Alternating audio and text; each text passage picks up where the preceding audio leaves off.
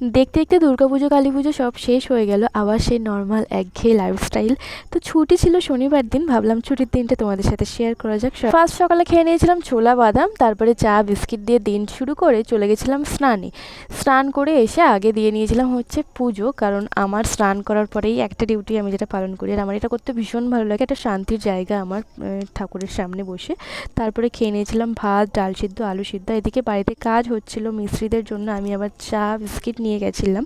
আর তারপরে চা একটু বেশি ছিল, আর দুধ চা আমি খুব একটা খাই না, বেশি থাকায় ভাবলাম যে একটু দুধ চা খাওয়াই যাক, কারণ দুধ চা আমার বাড়িতে খুব একটা খাওয়া হয় না, কিন্তু আমার খুব ভালো লাগে। আর বাড়িতে ছিলাম তাই মা বললো যে আজকে রান্নাটা তুই কর, আর আমি ভাবলাম যে সয়াবিনটা নিয়ে একটু এক্সপেরিমেন্ট করবো, তাই কর্নফ্লাওয়ার দিয়ে ভেজে একটু অন্য স্টাইলে আমি সয়াবিনটা রান্না করেছিলাম। রান্না করার পর আবার মিস্ত্রিদের একটু পাউরুটি মিষ্টি দিয়ে গুছিয়ে দিয়েছিলাম। দেন আমি লাঞ্চ নিয়ে বসে পড়েছিলাম। ডাল ছিল, উচ্ছে আলু ভাজা, শসা, আর তার সাথে আমার হাতের সয়াবিনের কষা।